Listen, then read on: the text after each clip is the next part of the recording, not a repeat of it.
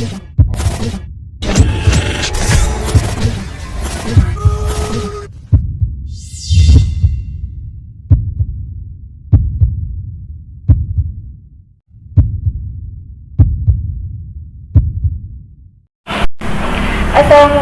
Ibu. Waalaikumsalam warahmatullahi wabarakatuh.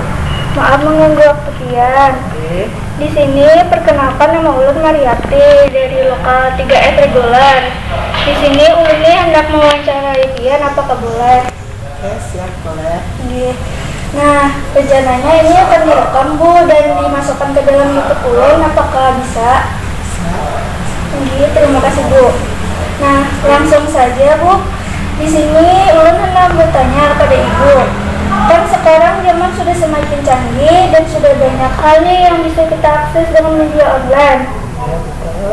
Untuk mempermudah kegiatan kita sehari-hari, termasuk masalah sistem aplikasi keuangan dan pajak online. Pertanyaan Ulun, menurut Ibu nih, apa ada peluang atau hambatan jika menggunakan sistem aplikasi keuangan dan pajak secara online tersebut? Dan juga apa sih keuntungan serta kerugian yang didapat orang atau masyarakat yang menggunakannya? Terima kasih.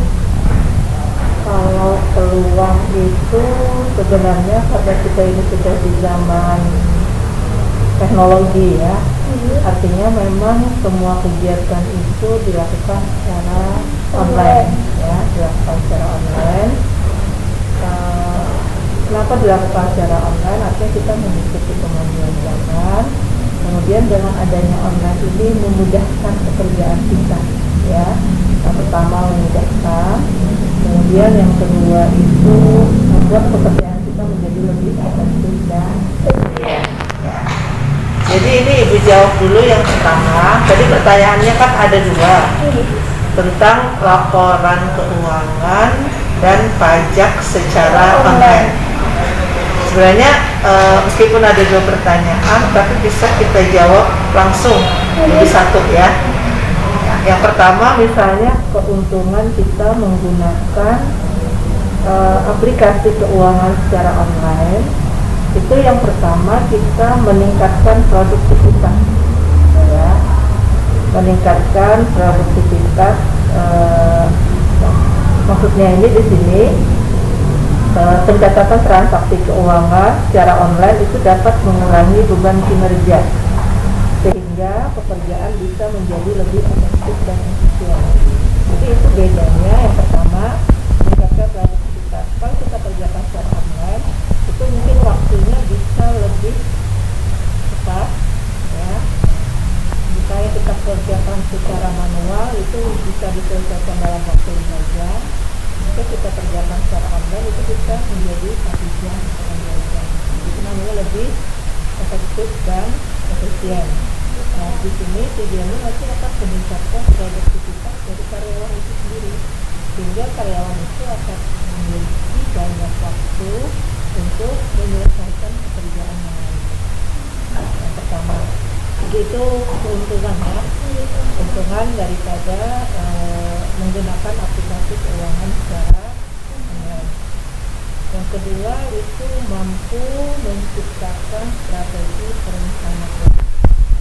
Artinya kalau sistem online itu sudah bisa kita rencanakan seperti apa yang kita mau, ya kan? Nah, itu biasanya penanganannya juga bisa lebih cepat karena data-datanya sudah ada tersimpan semuanya ya. Nah, kemudian yang ketiga, transparansi. Transparansi ini maksudnya data kita itu bisa diakses oleh pengambil keputusan secara cepat. Transparan. Ya, transparan. Artinya begini, kalau misalnya kita gunakan secara online, mungkin ada beberapa pengambil kebijakan, apakah itu pemegang saham, apakah itu direktur perusahaan, meskipun tidak berada di tempat, tapi mereka bisa melihat pekerjaan kita itu melalui aplikasi yang kita tuliskan, dan itu jauh lebih memudahkan. Ya kan? Itu yang disebut dengan transparansi yang kita tuliskan. Kemudian yang keempat itu data tersimpan dengan aman. Maksudnya kalau kita kerjakan secara online itu kan biasanya ada backupnya. Bisa kita simpan data itu ada backupnya, ya kan? Simpan dengan baik dan rapi. Kalau mau kita simpan ada backupnya, ya kan? Itu artinya data tersimpan dengan aman, ya aman. Artinya kalau secara manual kan pada tempat tiba-tiba misalnya sekarang banjir, tiba-tiba datanya hilang, ya kan? Atau ada musibah lainnya, bisa hilang. Tapi kalau kita simpan itu ada backupnya, biasanya bisa kita simpan terus dalam bisa diakses kembali, kemudian dalam jumlah yang banyak, ya kan? Banyak apapun laporan itu tidak memakan tempat, ya kan? Dan kemudian dengan menggunakan aplikasi keuangan secara online itu biasanya memiliki fitur-fitur yang banyak, ya kan? Fiturnya lebih banyak, dan kita biasanya aplikasi keuangan pada perusahaan secara online itu memang tidak sama, ya, memang tidak sama. Biasanya menyesuaikan dengan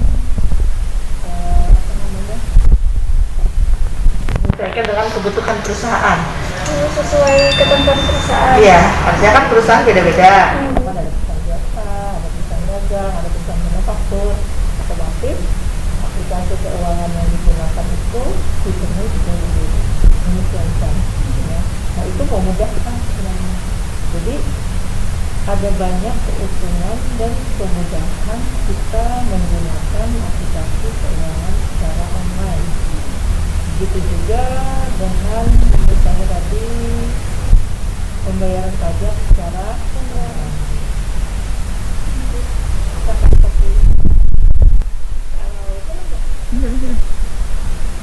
Kita lanjut lagi ya.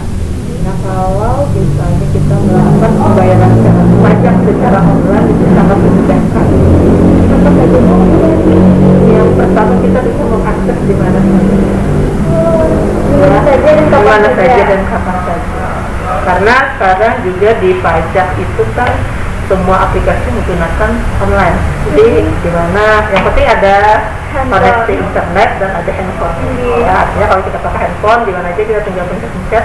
Jadi tidak ada alasan misalnya kita terlambat membayar pajak, ya, karena kita bisa mengakses kapan saja di mana saja. Kemudian juga sama seperti tadi lebih efektif dan efisien. Nah, jadi itu keuntungan kita melakukan pembayaran pajak secara online. Intinya sih sebenarnya secara online ini memudahkan kita dalam melakukan satu pekerjaan. Kalau kita lakukan secara online, ya kan, inti dari kesemuanya itu adalah memudahkan dan membuat pekerjaan itu menjadi lebih efektif dan efisien. Kalau hambatannya itu sebenarnya lebih kepada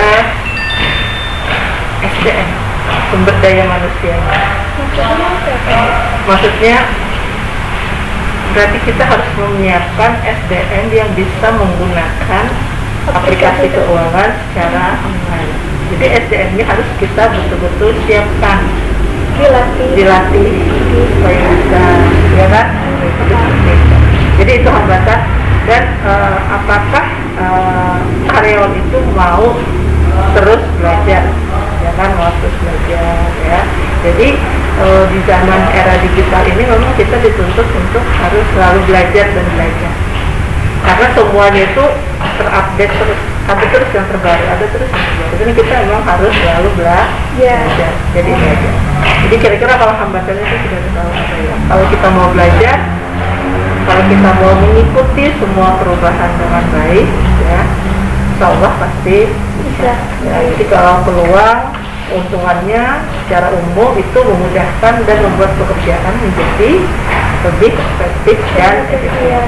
Dan hambatannya ya tadi tergantung manusianya yang mau belajar atau tidak. Ya, sumber daya manusianya. Terima kasih Bu atas waktunya, dan terima kasih atas jawaban yang sangat memuaskan. Semoga jawaban tadi bisa bermanfaat untuk kita semua. Amin. Demikian wawancara hari ini. Wassalamualaikum warahmatullahi wabarakatuh. I know is not enough.